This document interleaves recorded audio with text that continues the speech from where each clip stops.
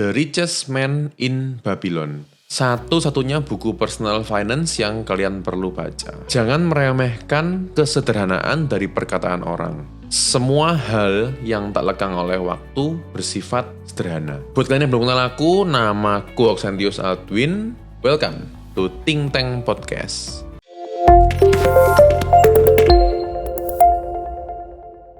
Aku akan bahas buku The Richest Man in Babylon dan akan aku bagi menjadi 6 prinsip besar.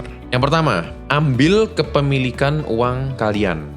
Maksudnya gimana? Kalau misalnya dapat gaji atau pendapatan usaha, itu kan uang dari customer atau dari perusahaan menjadi milik kita. Di buku ini dijelaskan bahwa kita harus memutar sedikit konsep tersebut. Contoh, kita mendapatkan gaji. Apakah kita tidak wajib membayar listrik, pajak, baju, air, makanan? Ketika kita mengeluarkan uang untuk lima itu, kepemilikannya berpindah ke pemerintah, ke PLN, ke penjual makanan, penjual baju. Jadi, milikilah uang kalian, itu artinya setiap kali kita mendapatkan pendapatan, secara rutin kita harus menabung. Di buku ini, paling tidak 1/10 dari total pendapatan kita. Nomor 2, 7 cara meraih dompet tebal.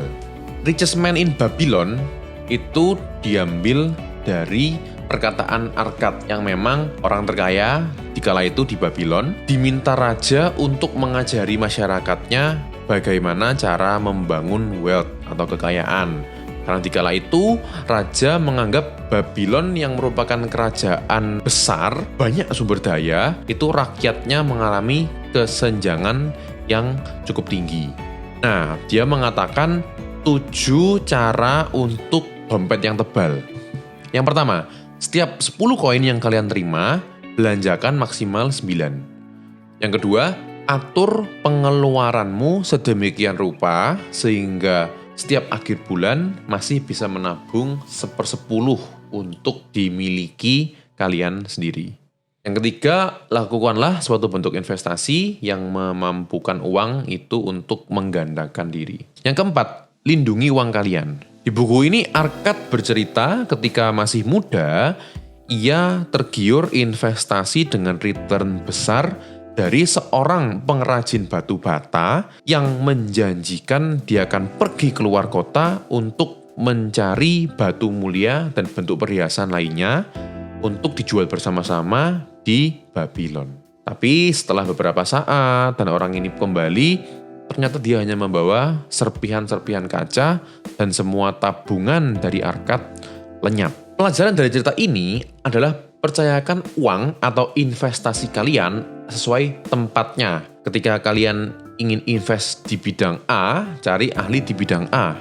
Jangan percayakan investasi batu mulia ke pengrajin batu bata.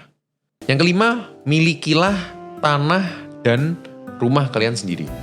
Yang keenam, milikilah asuransi atau bentuk perlindungan lainnya untuk melindungi masa tua kalian.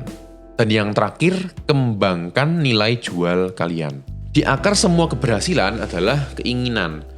Namun di buku ini diceritakan bahwa keinginan belaka itu tidak cukup. Orang yang bilang ingin kaya itu tidak ada artinya dibandingkan orang yang bilang saya ingin mendapatkan 10M di umur 35.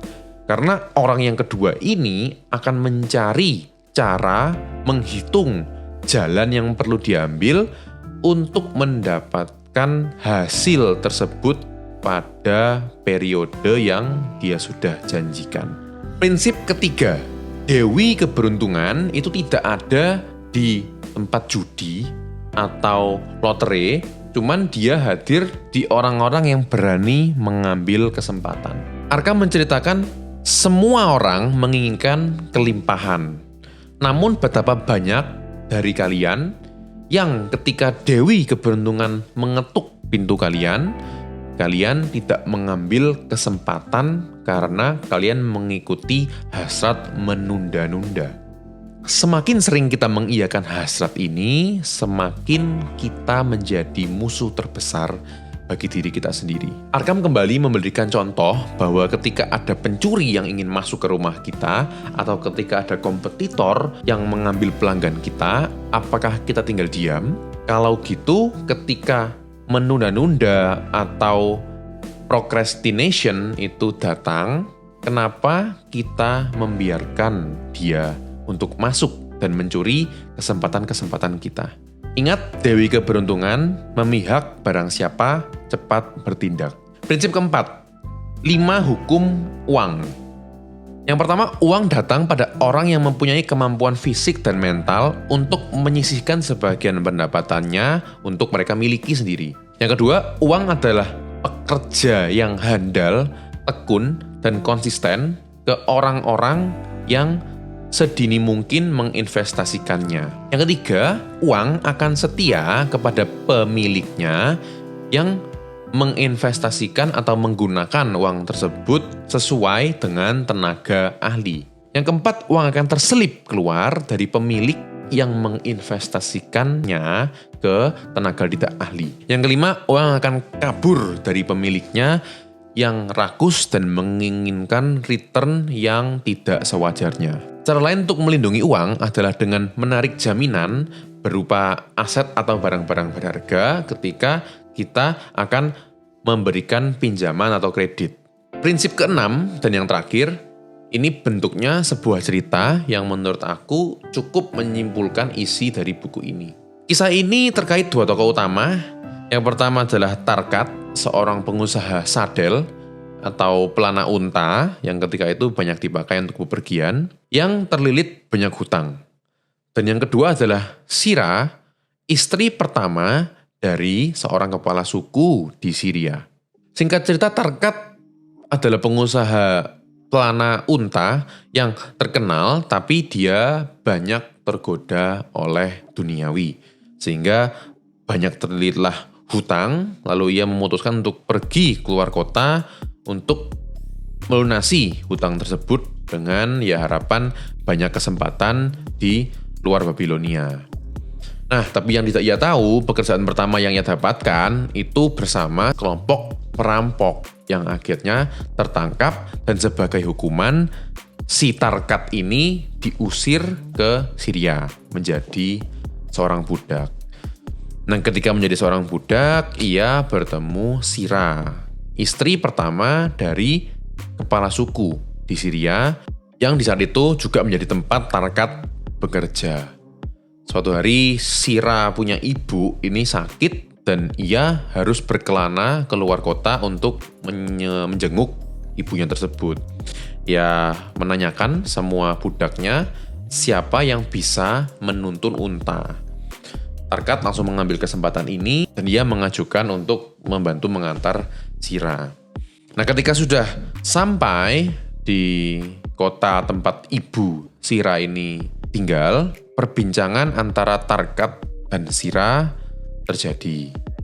Pada intinya, Tarkat menanyakan Sira gimana cara menyelesaikan masalah hutangnya ini. Lalu Sira menyatakan sebuah perkataan yang pahit, yaitu dia bilang, "Saya kira kamu berjiwa seorang budak, karena tidak ada orang yang berjiwa terhormat terlepas dari dilahirkan seperti apapun akan membiarkan kelemahannya menguasainya untuk akhirnya berakhir menjadi seorang budak." Tarkat awalnya tersinggung, dia membela diri karena dia juga sebelumnya rakyat terhormat, tapi setelah beberapa saat dia menemukan ada kebenaran dari perkataan Sira ini. Lalu Sira berkata, "Aku pun sering merasa menjadi seorang budak. Suamiku menikahiku karena hartaku dan dia tidak mengingini aku. Sebagai seorang istri, aku tidak mampu memberikan keturunan dan hingga saat ini aku merasa sangat-sangat kesepian dan kalau misalnya aku terlahir sebagai seorang pria, aku akan meninggalkan suamiku ini. Tetapi di sini, di kala ini, budaya seorang wanita itu berbeda." Tarkat lalu bertanya, "Jadi menurutmu apakah aku berjiwa seorang terhormat atau seorang budak?" Tanya Sira, "Apakah kamu berniat melunasi hutang-hutangmu tersebut?" Dengan cepat Tarkat menjawab, "Tentu iya. Tapi aku masih belum menemukan cara yang tepat untuk melunasinya. Aku sudah mencoba banyak metode, cuman belum berhasil. Shira menjawab, orang yang berjiwa budak adalah orang yang tidak memiliki niatan untuk melunasi hutangnya. Tidak ada orang terhormat yang aku kenal dengan sengaja membiarkan hutang menghantuinya dan orang-orang terdekatnya. Karena aku melihat pada dirimu potensi untuk menjadi seorang terhormat, bawalah satu unta terbaik, lalu jadikanlah ini modal untuk usahamu di Babilonia. Setelah itu, lunasilah semua hutangmu.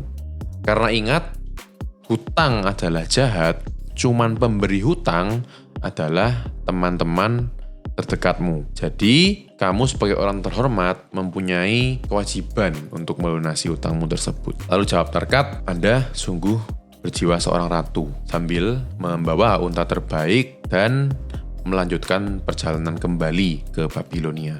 Cerita tersebut secara simbolis cukup merangkum buku ini, yang dari awal Tarkat terlilit banyak hutang, jadi dia tidak mengkonsultasikan ke orang yang bijak terkait cara menggunakan uangnya, lalu ia tidak tinggal diam dan ia terus bekerja keras mencari berbagai cara hingga ia bertemu dengan Shira, dan Shira memberikan kesempatan, atau bisa dibilang Shira ini sebagai dewi keberuntungan yang memberikan Tarkat kesempatan kedua. Itulah inti dari buku ini. Akhir kata, where the determination is, the way can be found. Terima kasih sudah nonton untuk video kali ini. Jangan lupa subscribe dan sampai jumpa di video berikutnya.